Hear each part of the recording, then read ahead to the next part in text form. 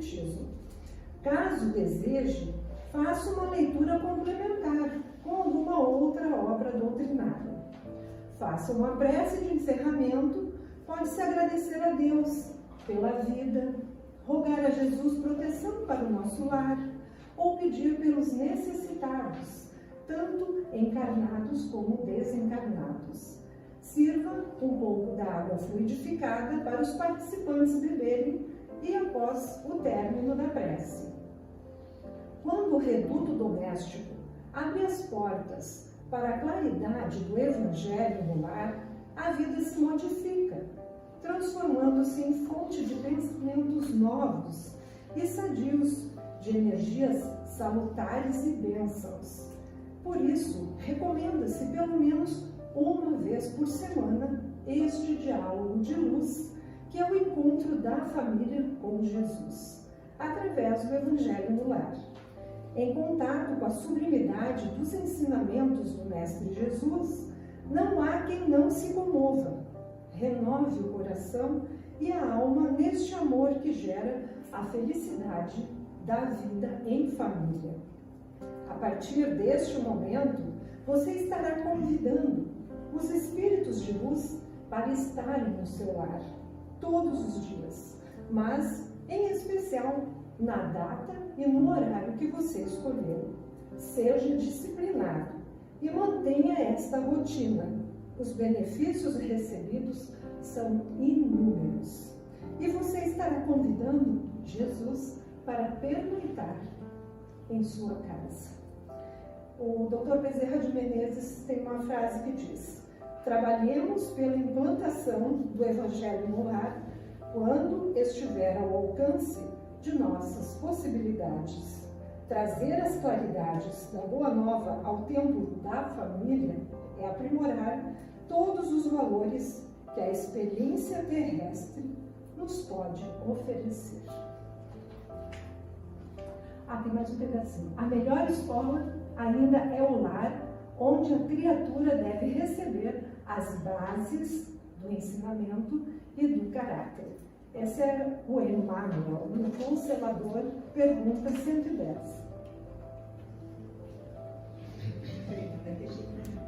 Dando continuidade, a Márcia vai explorar para nós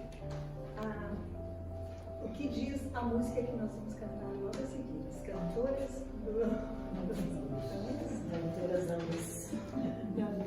Boa noite a todos. Vem, tá difícil viver sem você por aqui. Vem colorir nosso mundo e me fazer feliz. Traz teu amor, que é tão forte e de muita beleza.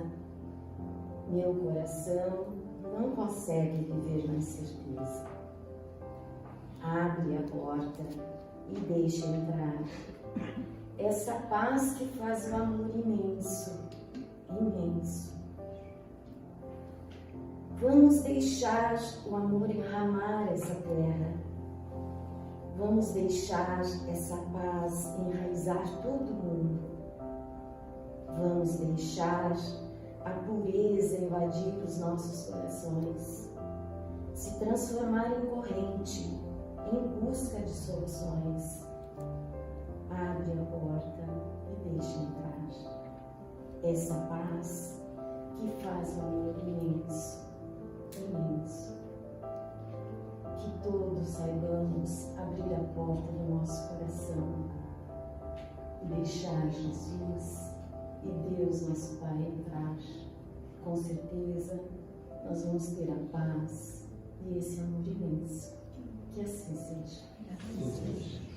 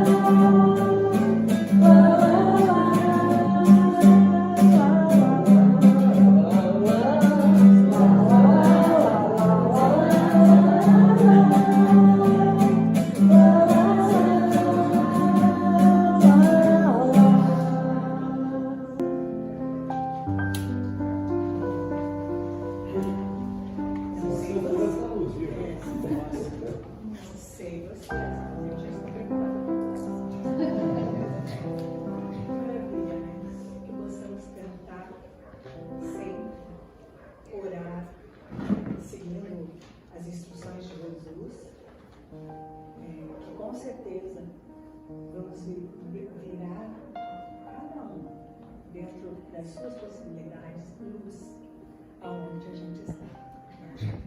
Então, mais uma vez, abraçamos a todos que aqui adentraram hoje, encarnados, desencarnados, e que possamos aproveitar o máximo possível esse momento, tirando o proveito dos ensinamentos que o nosso palestrante vai trazer para a gente, que é muito importante, e que a gente sempre se pergunte aonde eu estou, para onde eu vou, e que busque, nem sempre se pega tudo, mas que busque algo que possamos levar para a nossa vida lá fora.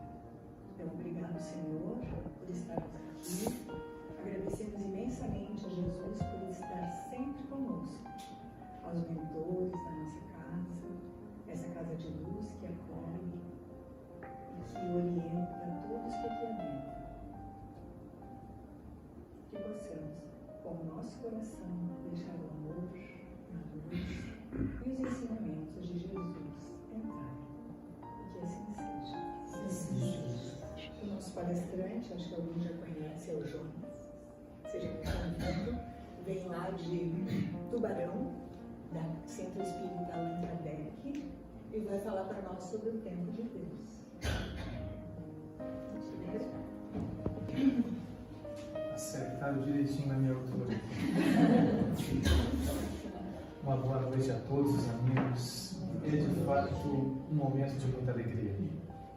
3 décadas de trabalho sendo um ponto de luz nessa cidade, levando o conhecimento espírita que consola todos aqueles que estabelecem contato com essa doutrina. De fato, é um momento de muita alegria. E fico particularmente muito feliz de participar deste momento histórico da casa, de estar aqui junto com os amigos, com os irmãos, porque vale a pena, merece realmente todo esse apontamento, todo esse esforço, e foi comovente a música.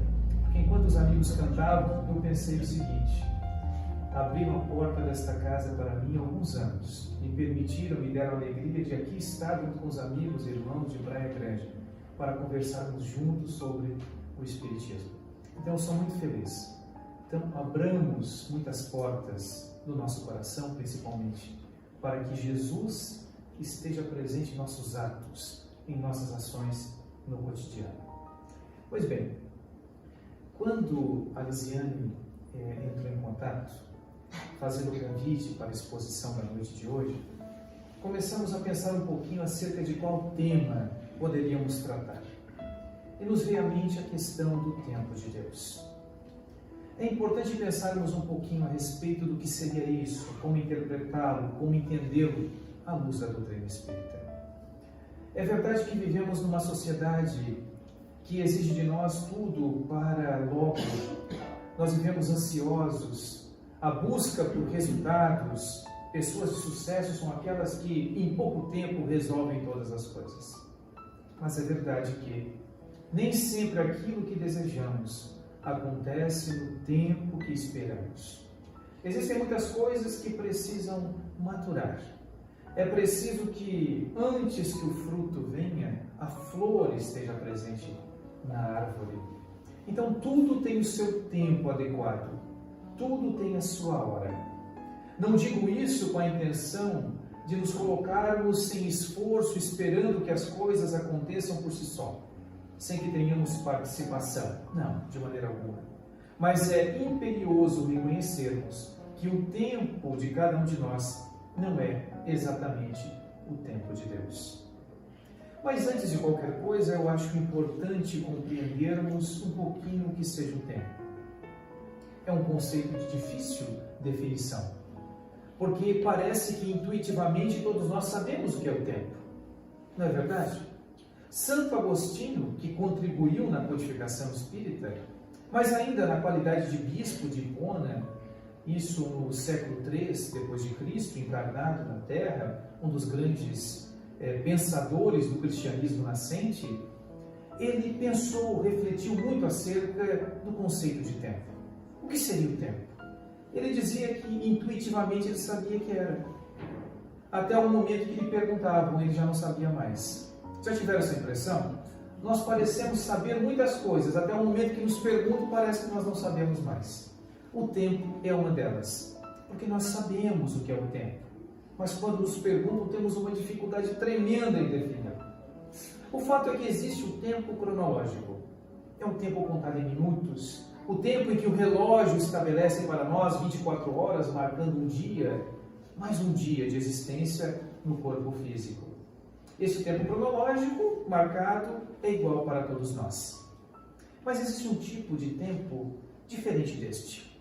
Porque Cronos, na verdade, foi um titã, isso dentro da mitologia grega, que devorava os seus filhos. É como que o tempo a devorar cada um de nós. E nós malbaratamos o tempo, é verdade, e é bom que se diga. Essa dádiva divina. O tempo normalmente é malbaratado. Nós vivemos ansiosos e perdemos a oportunidade, não nos dando conta, porque o passado já se foi. O futuro é incerto na sua maioria das vezes. O presente, esta dádiva de Deus, é muitas vezes por nós deixado de lado. Estamos ou presos ao passado, ou ansiosos por um futuro que ainda não aconteceu. Mas existe uma maneira diferente de percebermos o tempo. Existe o tempo cronológico, e esse nós temos conhecimento, porque vivemos no cotidiano. Mas existe um tipo de tempo diferente, que é o tempo kairos. Esta palavra definiria o tempo não no seu sentido cronológico, de segundo, minuto, hora a hora, mas é a nossa relação com o tempo. É um fenômeno curioso. Eu não sei se os amigos já perceberam, porque às vezes o tempo parece demorar mais do que ele é. Muitas vezes ele passa muito rápido. Este momento em que aqui estamos pode ser para alguns uma eternidade. O palestrante não para de falar. Vai dar 1 hora e não dá 30 minutos. Já escutaram essa expressão? Meu Deus, vai dar 1 hora e não dá 30. E muitas vezes não. 1 hora e de repente terminou, meu Deus, mas já passou 1 hora. Passou tão rápido. Vejam a nossa relação com o tempo, a maneira em que nos relacionamos com o tempo. Bem, quando nós pensamos em Deus, nós devemos recorrer à obra primordial da doutrina espírita, que é o Livro dos Espíritos. Allan Kardec, com a qualidade intelectual, o seu tirocínio peculiar, ele percebeu uma coisa interessante. Ele viu que Deus, ele é um dos pilotis de sustentação da doutrina espírita. Ele sabia que Deus deveria ser considerado, porque é o ponto de partida de tudo que existe. Mas ele também percebeu uma coisa interessante. Deus não poderia ser objeto de estudo do Espiritismo. O Espiritismo considera Deus como ponto de sustentação, mas não toma Deus como objeto de reflexão e estudo por conta de uma questão muito simples. Nós não conseguimos acessar a natureza íntima de Deus. Deus, para nós, em termos conceituais, ainda é um pouco distante. A compreensão que temos da divindade é uma compreensão muito limitada. É limitada ao nosso grau de evolução. É verdade que, olhando a história da humanidade, perceberemos que o conceito, o entendimento, a ideia que fazemos de Deus foi se sofisticando ao longo do tempo, ao longo dos séculos. Se buscarmos entre os judeus do Antigo Testamento, a ideia que faziam de Deus era o quê? É um pai, mas muito terrível, porque era um Deus dos exércitos, que deveria ser temido. Mas era um conceito que à época a humanidade conseguia fazer da divindade. O Cristo, quando esteve conosco, já apresenta um Pai amoroso, que recomendava não olho por olho, dente por dente, mas o perdão como fundamento, como forma de vivermos. Recomendava o amor não apenas aos amigos, a quem amamos, mas inclusive aos nossos inimigos. Vejam que desafiador. Porque amar a quem amamos é uma tarefa fácil, mas muitas vezes tornada por nós difícil. Mas amar os inimigos parece impossível de ser realizado. É certo que o Cristo, conhecedor que era da alma humana, ele não exigiu de nós comportamentos que estivessem acima da nossa capacidade. É certo também que amar os inimigos não é tão somente o sentimento, porque o sentimento não é uma coisa que, pelo simples fato de desejarmos, nós o alcançamos. Vejamos um exemplo muito simples. nós estamos aqui reunidos esta noite. Se eu pedisse para os amigos ficarem irritados comigo neste momento, talvez não fiquem.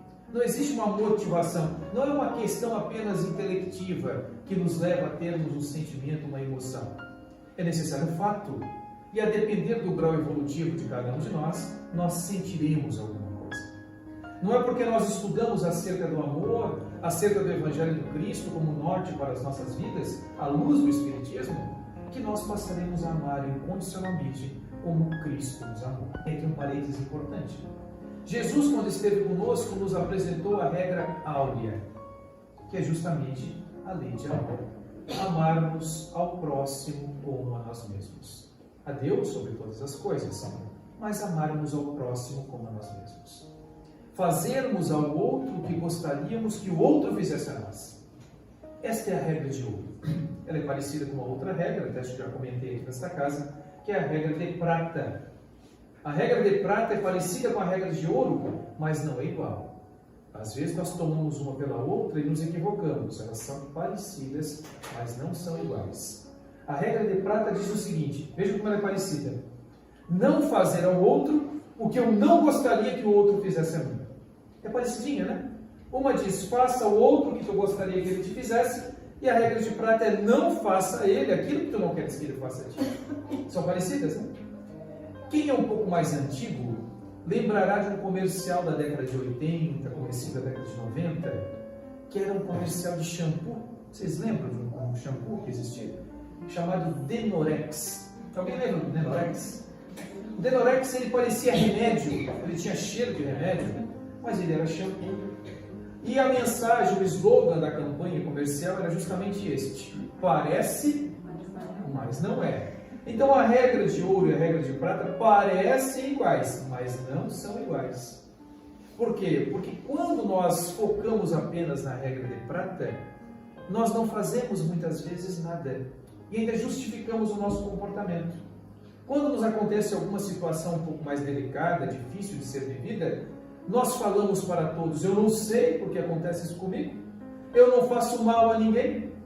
Mas o convite do Cristo não é apenas não fazermos o mal. Isso está implícito no comportamento que se exige de alguém consciente do seu dever no mundo. Não fazer o mal é um dever que se impõe a todos nós. Mas não nos limitarmos a isto apenas. Há necessidade de fazermos o bem no limite das nossas forças. Allan Kardec percebera isso e pergunta na questão 642 do Livro dos Espíritos: para agradar a Deus e alcançar a nossa sorte futura, bastará não fazer o mal? Olha que interessante, é a pergunta de milhões. Resolveria o nosso problema se ele dissesse sim, basta? Mas a resposta não foi essa. A resposta é não. Há necessidade de fazermos o bem no limite das nossas forças, porque seremos responsáveis por todo o mal que surja, pela ausência do bem que poderia ser feito e não foi. Vejamos a responsabilidade que recai sobre cada um de nós. A partir do momento que temos o conhecimento, a responsabilidade está conosco. Nós não poderemos mais alegar ignorância. Jesus, quando esteve na terra, quando foi dependurado no madeiro infame, a turba, aqueles mesmos que o receberam com ramos, estavam agora pedindo a sua morte. Jesus então olha para aquela multidão, ignorante em sua maioria, e roga a Deus, dizendo o seguinte: Pai, perdoai-os, porque eles não sabem o que fazem. Talvez se o Cristo viesse hoje, ele falaria de modo diferente. Talvez dissesse ele, né, Pai, pau neles, porque agora eles já sabem o que fazem. Porque hoje dispomos de conhecimento. É claro que o Cristo nunca faria isso pelo amor que ele tem por todos nós. Mas a verdade é que hoje dispomos de conhecimento suficiente para pautarmos as nossas escolhas em consonância com tudo aquilo que ele ensinou. Vejo que a proposta de Jesus é uma proposta que se mantém viva, porque a mensagem de Jesus é primeiro universal, não se limitou a um homem, uma mulher, a um grupo específico apenas, mas a toda a humanidade. Mas ela também é atemporal. É atemporal porque não está limitada ao tempo que nós estamos aqui tentando conversar na noite de hoje. Porque a verdade não está presa a um dado momento do tempo. Ela é perene, Ela é verdade em qualquer momento em que seja analisada. É verdade ao tempo em que foi dita pelo Cristo e continua verdadeira nos dias de hoje. Esta é a característica da verdade. Mas o que é a verdade? Talvez os amigos nos perguntem. Bem, nem Jesus ousou responder à pergunta que foi formulada por Pilatos. Hoje, poderíamos dizer, a verdade é o que é o caso. A verdade é aquilo que ela é. Mas nós fazemos afirmações equivocadas acerca da verdade. Nós falamos o seguinte, por exemplo: a verdade é relativa, e nos equivocamos, porque a verdade não é relativa. A verdade é sempre absoluta. Podemos até utilizar a expressão verdade relativa como forma de dizer, mas a verdade em si, ela nunca é relativa. Não existe uma meia verdade. A verdade é o que é. Agora, o conhecimento humano acerca da verdade, este é relativo. É relativo ao grau de evolução de cada um de nós. À medida que vamos avançando intelectual e moralmente, a nossa percepção da verdade vai mudando com o tempo. Então, aquilo que tínhamos como verdadeiro em dado momento, quando o conhecimento toma conta de nós, nós passamos a enxergar de uma lente nova. Por isso que o Cristo disse: conhecereis a verdade, e a verdade vos libertará. E não existe outro caminho para o conhecimento da verdade, senão a busca pelo conhecimento, a reflexão, a meditação, que nos aproxima e nos faz melhor compreender a lei divina. Nós falávamos do Criador. Por que Deus tem a ver com o tempo? O mesmo Santo Agostinho, quando interrogado o que haveria antes da criação do mundo, do universo, o que existia antes? Bem, o fato é que, olha que interessante a resposta que ele dá. É resposta de filósofo.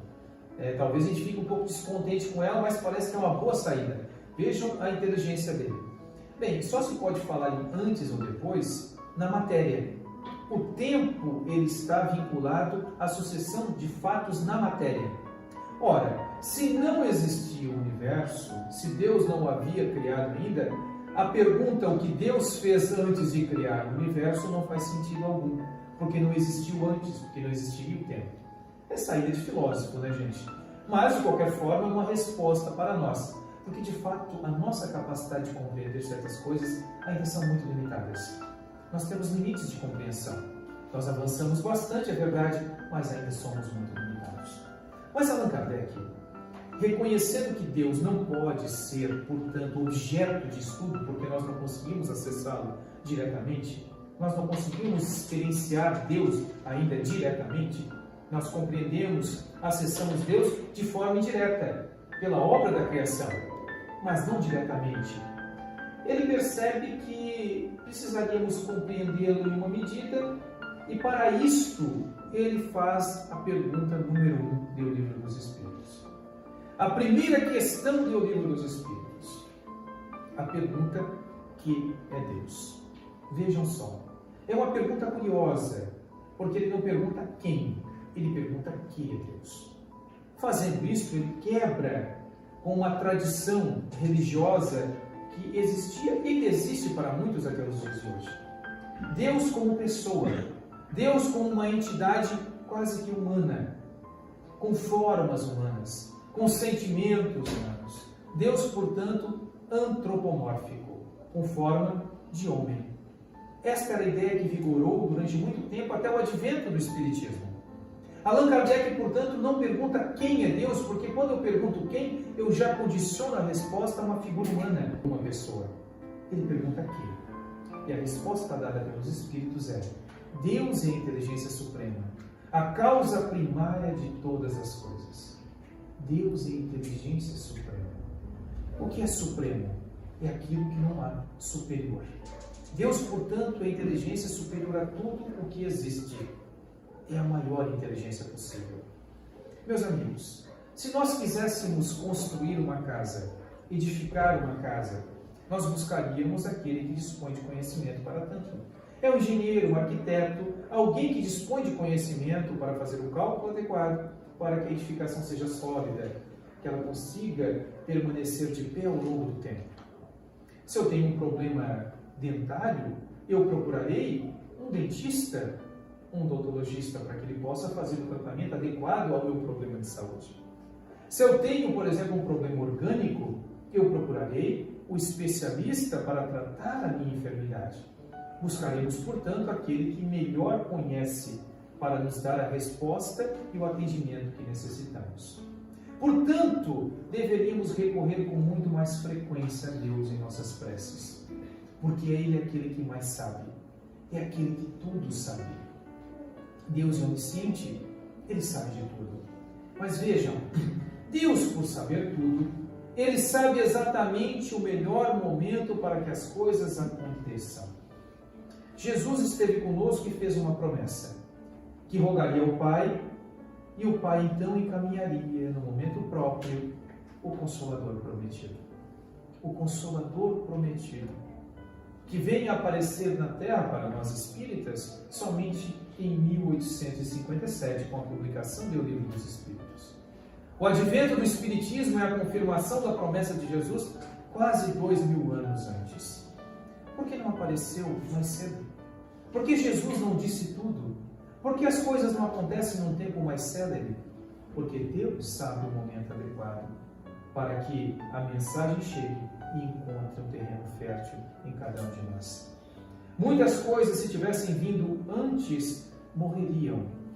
Não teriam força suficiente para vencer. É por isso que precisamos ter calma, ao mesmo tempo em que realizamos aquilo que nos compete. Um filósofo muito conhecido, estudado nos bancos escolares, inclusive no ensino médio, chamado Renato Descartes. Já ouviram falar do Renato Descartes? Bem, em francês é René Descartes. O René Descartes é muito conhecido na matemática e na filosofia. Inclusive uma frase dele muito conhecida, né? Cogito ergo sum. Penso, logo existo. Na verdade, a tradução direta seria penso, logo sou. Existe uma pequena diferença filosófica entre o existir e ser. Mas isso é tema para um outro momento. Mas, de qualquer forma, ele foi um grande pensador. Um grande pensador mesmo, um homem à frente do seu tempo. Inclusive, por curiosidade, ele dizia sonhar com o espírito de verdade. Olha que interessante. Nos sonhos que ele teve, ele dizia sonhar com o espírito de verdade, que trazia diversas informações a ele. Curiosamente, o nome Espírito de Verdade surge na codificação espírita como sendo guia de Allan Kardec.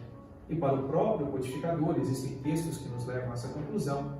Allan Kardec considera o Espírito de Verdade como o próprio Cristo, que seria o seu guia espiritual. Então vejamos que interessante, né? René Descartes, esse espírito, né, conhecido, ele tem uma frase que é muito importante e eu acho que vale a pena refletirmos sobre ela. Ele diz o seguinte: naquilo que nos compete, façamos o melhor. Naquilo que está fora do nosso alcance, confiemos em Deus. Eu vou repetir porque é bonito, dá para colocar até no Facebook. Aquilo que nos compete, façamos o nosso melhor. Aquilo que está fora das nossas ações, confiemos em Deus. Normalmente nós misturamos as coisas. Nós procuramos fazer, somos impacientes, queremos tudo para ontem. E não percebemos que isto não é saudável. Tudo tem o seu tempo.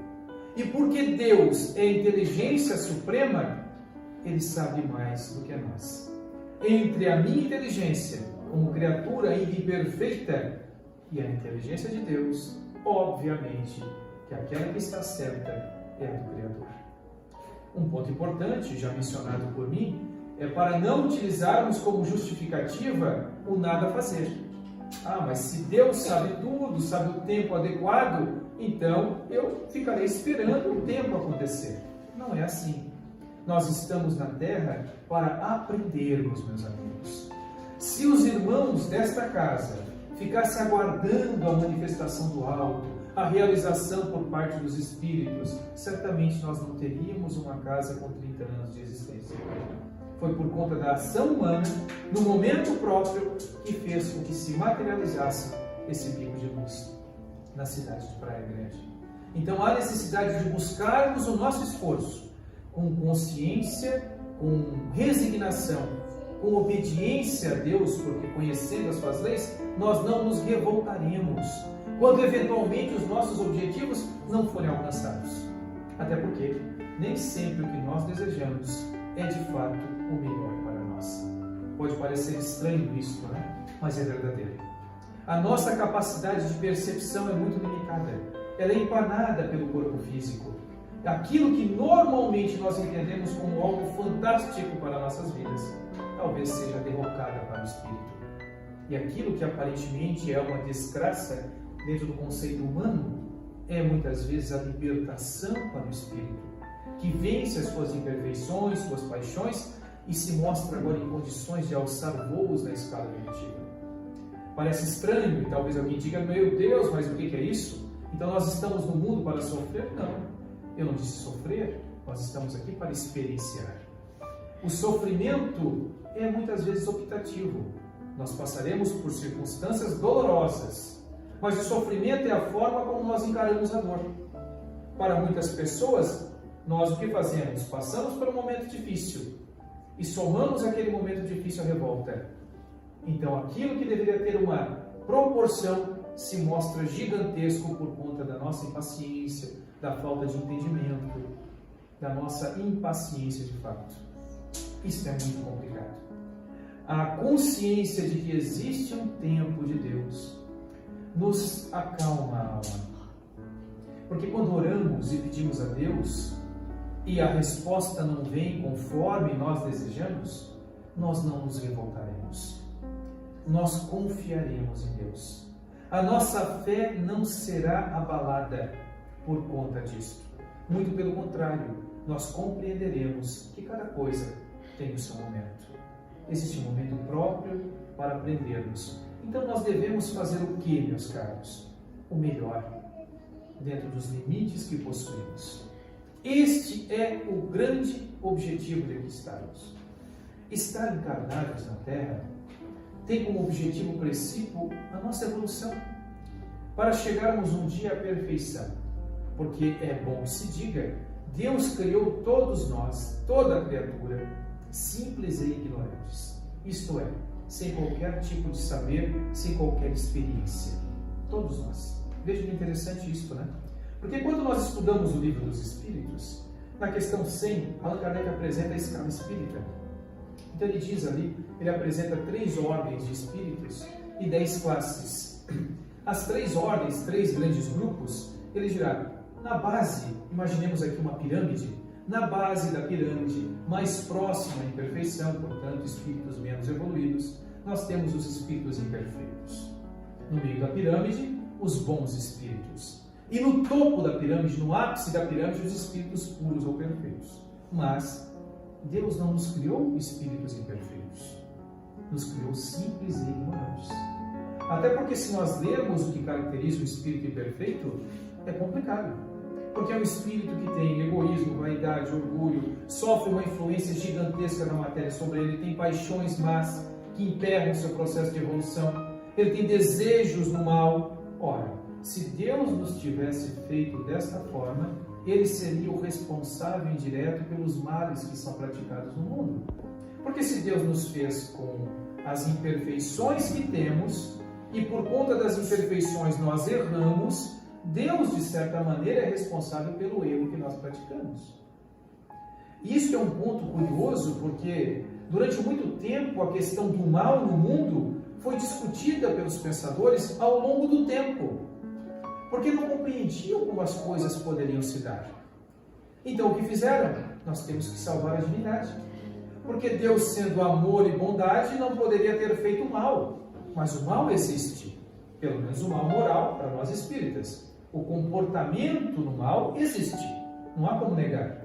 Nós encontramos pessoas que ainda se satisfazem cometendo o mal. E não tem nenhum problema com isso. Dormem tranquilamente, mesmo prejudicando os seus semelhantes. Ora, como é que pode o mal existir se somos criaturas de Deus? Dentro da tradição espiritualista, meus amigos, que admite a existência do Espírito, portanto, vão dizer o seguinte: peraí, mas Deus, Ele nos cria no momento da concepção. Quando o espermatozoide alcança o óvulo na trompa de Falópio, quando há a fecundação, Deus criaria o Espírito junto com aquele corpo que está se formando. Antes deste momento, não existiríamos. Olha só que coisa interessante. Não existiríamos dentro desta concepção espiritualista tradicional. O Espiritismo veio nos dizer diferente. Peraí, nós existíamos antes do corpo físico. Nós não fomos criados juntamente com o corpo físico. As doutrinas tradicionais, para salvar a divindade, disseram o seguinte: peraí, ó, Deus é bondade e tudo que Ele faz é bom. Então a alma de cada um de nós é uma alma boa. Foi criada por Deus uma alma boa. O problema é que Ele nos dotou de um livre-arbítrio que é absoluto. Ele deu uma liberdade plena. Então, com esta liberdade plena, se eu quiser, eu posso agir contra a minha própria natureza. Então, o mal existe pela vontade do homem que age contra a sua própria natureza, não é por culpa de Deus. E esta foi a saída aplicada, adotada pelas religiões em geral. O Espiritismo vem nos dizer diferente. Peraí, nós somos criados de fato simples e ignorantes por Deus. E somente depois que adquirimos a consciência de nós mesmos, quando tivemos a inteligência suficiente para distinguir o bem do mal, é que passamos a ter responsabilidades pelas nossas escolhas. Antes disso, fomos conduzidos pela providência divina. Porque Deus nos criou a todos, criou o universo, criou leis que são perfeitas e imutáveis. Existem dois movimentos filosóficos. Um é o teísmo e o outro é o deísmo. O teísmo é a tradição religiosa que conhecemos, onde a revelação acontece, onde Deus se manifesta através da revelação. É toda essa concepção que está dentro do conceito de religião tradicionalmente. O deísmo é uma doutrina filosófica, um conceito filosófico que surge na França, principalmente ali com o iluminismo francês, no final do século XVIII para o século XIX. E veja que interessante, ele faz a concepção deísta, é que Deus teria criado tudo que existe, Deus existe, portanto, mas Ele está distante de nós. Ele criou leis, essas leis são aplicáveis por si mesmas, e Deus não se envolve com a humanidade. Porque o que acontece é a ação da própria lei. Então, assim, não adianta orar a Deus, porque ela vai mudar os desígnios da própria lei. Então, Deus estaria distante de nós.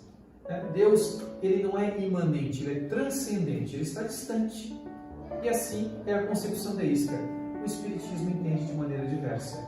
É verdade que as leis divinas são imutáveis, mas, por outro lado, nós não poderemos desconsiderar a ação da providência em nossas vidas.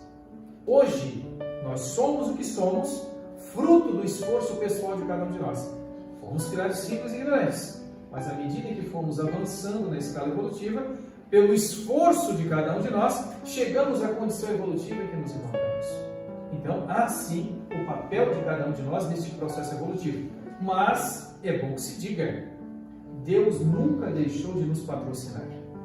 Ele sempre colocou ao alcance de cada um de nós as ferramentas necessárias ao nosso desenvolvimento.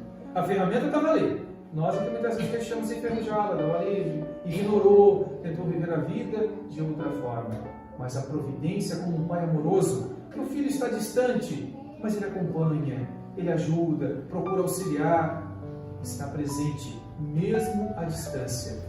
Mal comparando, a providência divina está conosco sempre. E acontecerá uma coisa muito importante, porque ultimamente muitos temas envolvendo a transição planetária acabam acontecendo nas exposições espíritas. Eu percebo muitos amigos com uma ideia um pouco equivocada, pelo menos no meu sentido. Como se o processo de transformação do mundo fosse se dar de maneira mágica. Como se fosse algo exterior que mudaria o interior de cada um de nós. O mundo está se transformando. Não nos damos conta que o mundo se transforma na medida que os habitantes se transformam. E por que não se transformam? Porque existe o tempo necessário para a maturação. Deus espera, é paciente. Ele sabe que um dia nós próprios faremos o que deve ser feito. Veja que interessante isso. Ele não violenta a nossa liberdade. a não ser em casos muito específicos, não é violência, mas quando é necessário o nosso processo de evolução. Mas isso é uma exceção à regra. Meus amigos, por incrível que pareça, antes de virmos ao corpo físico, nós escolhemos o gênero de prova que passaríamos no corpo. Nós pedimos. Parece loucura, né? Porque de repente a gente está vivendo um momento tão grave, tão complicado, e alguém vai me dizer que fui eu que escolhi. Deus me livre. Eu queria era água, né? Sombra, água fresca, isso sim. Mas sofrimento, angústia. Por quê? Porque nós estamos hoje olhando com o olhar do corpo, não com o olhar do espírito, que percebe a felicidade daqueles que alcançaram já uma condição evolutiva superior e desejam, portanto, a mesma felicidade. E para que isso aconteça, é necessário vencer a si mesmo. E vencer a si mesmo não é tarefa tão simples. Nós precisamos nos conhecer um pouco melhor. Isso demanda tempo. Vejo mais uma vez o tempo. O tempo que é um aliado para nós. Nós é que o encaramos muitas vezes como vilão. Mas é necessário, através desse esforço de autoconhecimento, porque o autoconhecimento faz com que identifiquemos as conquistas realizadas, mas também tudo aquilo que ainda precisa ser vencido.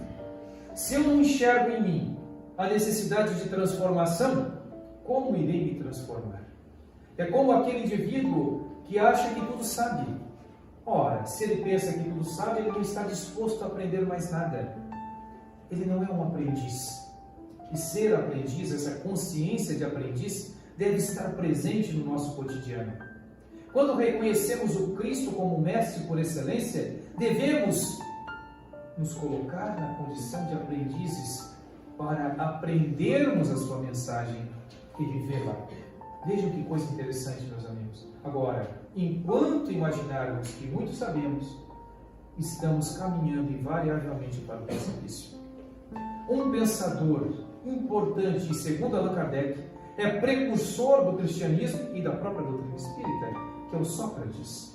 Não é o Sócrates da democracia corintiana, não é o Dr. Sócrates de por aí, é o Sócrates de Atenas. E ele disse uma coisa muito importante. Quando disseram a ele que era o homem mais sábio de toda a Grécia, ele afirmou que ele, na verdade, era aquele que menos sabia, e por essa razão talvez fosse o mais sábio, porque justamente ele sabia que não sabia.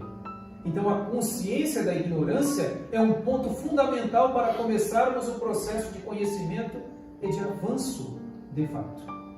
E aqui, meus amigos, outro ponto que eu gosto sempre de frisar. Nós muitas vezes temos dificuldade com o aspecto intelectivo, cognitivo de conhecimento, como se ele fosse responsável pelos males existentes. Ah, mas estuda demais, fica orgulhoso. Não, ele não fica orgulhoso porque estuda demais. Ele é orgulhoso e manifesta o seu orgulho através do estudo que ele fez. Então, se ele é orgulhoso e fez uma faculdade, ele será um indivíduo com uma formação e será um orgulhoso por conta disso. Por conta da faculdade em si, não foi ela que deu a imperfeição a ele. Ele possuía, ela apenas desvelou. Porque agora, na posse da titulação, ele se entende superior aos semelhantes. Não foi o conhecimento. O conhecimento bem apreendido, pelo contrário, ele nos leva à consciência da própria ignorância. Então, quando nós estudamos o Espiritismo, quando nós estudamos bem a doutrina espírita, o Evangelho de Jesus, nós despertaremos para a necessidade de transformação moral. Mas vejo que este processo intelectual não pode ser mal baratado. Ah, mas a gente ama tão pouco. É verdade, amamos muito pouco. Precisaríamos amar muito mais. Jesus esteve conosco e nos ensinou o amor verdadeiro. Até temos dificuldade, né? Saber qual é o amor, como é que é o amor, conceituar o amor. Jesus falou da regra de ouro, mas quando ele deixou o corpo físico, um pouco antes, veja como ele é danado. Porque ele acabou deixando um desafio tremendo para todos nós. Num primeiro momento, reconhecendo a nossa imperfeição, ele disse, amem-se uns aos outros, na medida de cada um de vós. Então tu ama o outro na medida que tu te ama. E é uma boa medida, convenhamos, né? Porque se nós pautássemos as nossas ações com base no amor, nós certamente teríamos muito menos conflitos em sociedade. Provavelmente eu, como oficial de justiça, estaria desempregado. Nós não teríamos tantos conflitos assim em sociedade. Muito provavelmente. Mas nós não fazemos assim. Mas ele, sabendo do processo evolutivo, que um dia chegaremos a este patamar, nos deixa o desafio. afirmando o seguinte: bem, um último mandamento vos dou, que vos ameis uns aos outros, como eu, claro, não eu, João, ele, o Cristo, né, nos amou. Vejam só, agora a medida não é o nosso amor imperfeito. Agora a medida é o amor do Cristo que teve para com todos nós. É diferente. Porque Jesus, quando apresenta a palavra amor, ele faz com que as fibras da humanidade se estremeçam. Antes, existiam diversas palavras para definir o amor, mas todas exigiam uma contraprestação. O amor de pai para filho exigia a gratidão do filho para com o pai. O amor entre os casais, da mesma forma. O amor entre os amigos. Mas o amor ágape, esse amor incondicional, que não coloca peias, este foi apresentado por Jesus. A humanidade encontrou muita dificuldade. Como assim amar sem exigir que o outro também me ame? Nós encontramos dificuldades até hoje. Nós nos relacionamos uns com os outros e quando gostamos de alguém, ficamos muito chateados quando a pessoa diz que não nos ama na medida que o amamos e demonstramos uma grande ignorância, porque o amor, ele não pode ser vivido dessa maneira, porque quando amamos de fato, nós não esperamos paga contraprestação. Enquanto estivermos amando aqueles que nos amam, que nos são pessoas queridas, talvez estejamos apenas amando ainda no conceito da regra de ouro. O dia que conseguirmos amar aqueles que nos fizeram mal é um sinal que já estamos vivendo o amor ensinado por Jesus, o amor que ele sentia para com todos nós. E será um momento muito, parece assim até utópico, né? Mas isso não irá acontecer nunca. A humanidade é muito imperfeita, é tanta coisa acontecendo no mundo. É um equívoco, meus amigos, porque nós temos avançado moralmente também. Talvez não na mesma medida que avançamos intelectualmente, mas estamos avançando sim. Muitas questões que antes seriam toleradas, seriam aceitas, hoje já nos causam algum tipo de angústia. Certos comportamentos sociais nos causam angústia. Certos desrespeitos nos causam angústia. É um sinal de que estamos crescendo moralmente também. Então não nos aflijamos. Façamos a nossa parte e confiemos em Deus, porque as coisas acontecerão no momento que precisarão acontecer. Sem nenhuma aflição, sem nenhum desespero, mas com confiança sempre. A fé espírita, ela tem um ingrediente muito interessante. Ao mesmo tempo que ela nos toca o coração, e intuitivamente nós aceitamos a existência de Deus, a imortalidade da alma, porque está em nós. Independentemente de qualquer coisa, nós temos uma certeza íntima, que é intuitiva. Mas existe um elemento que está presente também no conceito espírita de fé, que é a razão. A razão está e integra o conceito da fé espírita. Porque a fé espírita está muito próxima do conceito de conhecimento, o conhecimento clássico, que é um tipo de crença verdadeira e justificada. É uma crença que se apoia nos fatos da verdade, portanto, naquilo que é o caso, nas próprias leis divinas, mas que nós podemos justificar, nós podemos compreender. Na questão 614 do Livro dos Espíritos, Allan Kardec, apresentando as leis morais, deixa muito claro para todos nós que a lei divina, o natural, ela leva o homem à felicidade. Ela determina o que deveremos e não deveremos fazer uns com os outros e com nós mesmos. E somente quando nos afastamos dela é que somos infelizes. Ora, se nos afastando da lei divina somos infelizes, é necessário compreendê-la, estudá-la para vivê-la e buscarmos a felicidade que tanto desejamos. Por que não deseja felicidade, né, meus amigos? Em qualquer lugar. Aqui em Praia Grande, em Tubarão, em qualquer lugar do mundo. Todos desejamos a felicidade. O problema é o conceito, a ideia que fazemos de felicidade. Temos buscado a felicidade naquilo que é efêmero e passageiro. Enquanto que a felicidade verdadeira é uma construção do próprio Espírito, à medida que ele vive a lei divina no seu comportamento cotidiano. Então aqui o meu abraço fraterno a todos aqueles que contribuíram de forma direta, indireta para que esta casa recebesse na noite de hoje todos nós, porque foi o esforço de irmãos, de dedicação, que fizeram com que se materializasse este ponto de reflexão, de luz, de consolo que é o Espiritismo. Porque o Espiritismo consola e, portanto, cumpre a promessa de Jesus. Não porque cure os nossos problemas ou resolva de maneira fantástica aquilo que cabe a cada um de nós resolver, mas na medida que esclarece o que somos, de onde viemos, por que estamos vivenciando o que vivemos e para onde vamos, bem, Ele nos esclarece e nos consola, portanto, porque Deus deixa de ser um ser distante e está próximo de nós no cotidiano. Muito obrigado, meus irmãos, pelo convite, pelo carinho que sempre recebo quando estou nesta casa, por todos os amigos, né, que a dádiva da doutrina espírita acabou me concedendo. Fica aqui meu abraço de tubarão do Centro Espírita Allan Kardec a todos os trabalhadores desta casa. Muito obrigado e que Deus nos abençoe a todos. Receba o nosso abraço, também nossa gratidão por compartilhar conosco esse momento especial para nós. E que nós aqui agora, depois desse banquete maravilhoso, de tantas explicações, possamos elevar o nosso pensamento, fazendo uma prece, fechando os nossos olhos. Tem música? Senta aqui pra falar.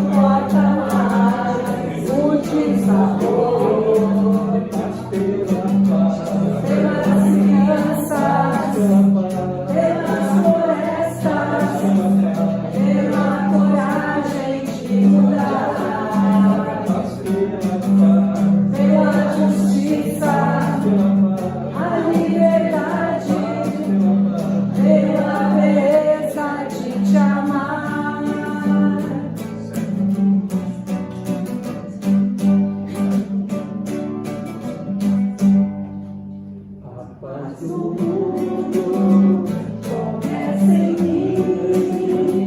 Se eu tenho amor, com certeza sou feliz.